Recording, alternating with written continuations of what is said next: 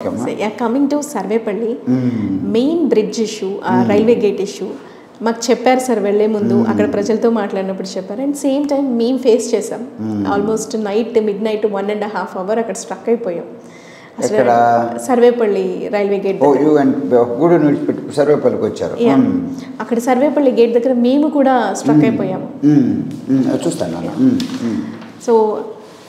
అందరు చెప్పడం మటుకే నేను డైరెక్ట్ వెళ్ళి ఫేస్ చేశాను ఈవెన్ నేను ఫేస్ చేసినప్పుడు నాకు అనిపించింది నాకు కొంత భయం వేసినా కూడా నేనే ఇంత భయపడుతున్నాను ఒక పేషెంట్ అయింటే పరిస్థితి ఏంటి లేదా ఒక ప్రెగ్నెంట్ ఉమెన్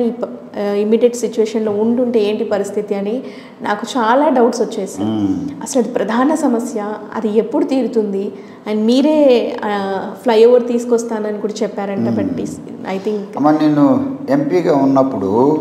ఒక సర్వేపల్లిలోనే 3,80,15,000తో 67 సీసీ రోడ్లు 13 గ్రావెల్ రోడ్లు 6 బస్ షెల్టర్స్ 3 ఆర్ఓ ప్లాంట్లు 10 సైక్లోన్ షెల్టర్స్ బోరు బావులు ఇవన్నీ చేయించాను బాగా తర్వాత నేను అక్కడ కూడా ఆఫీస్ ఓపెన్ చేయించాను ఈ విధంగా ఎవరు చేసి ఉండరు సో ఇప్పుడు నేను చేయాలనుకున్నది ముఖ్యం ఏంటంటే అక్కడ ముత్తుకూరులో చుట్టుపక్కల ఈ పవర్ ప్రాజెక్ట్స్ ఉండటం వలన బాగా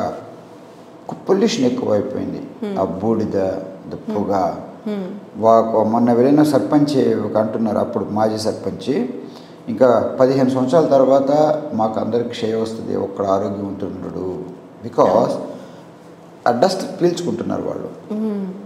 సో అది ఏమన్నా చేయడానికి వాళ్ళకి ఏమన్నా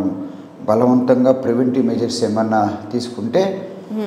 డస్ట్ బయటికి పోకోకుండా మూసేయడానికి బాగుంటుంది మేము కూడా వెళ్ళినప్పుడు చెప్పారు సార్ క్యాన్సర్స్ కూడా వస్తున్నాయి చాలా చాలా నాన్న తర్వాత సర్వేపల్లి నుంచి వెంకటాచలం వరకు ఆర్ఓబి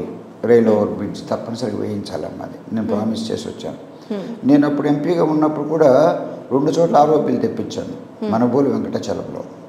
సో బట్ సర్వేపల్లి కూడా నేను తీసుకొస్తాను సో ఆ విధంగా అన్ని చోట్ల కూడా ఉదాహరణకి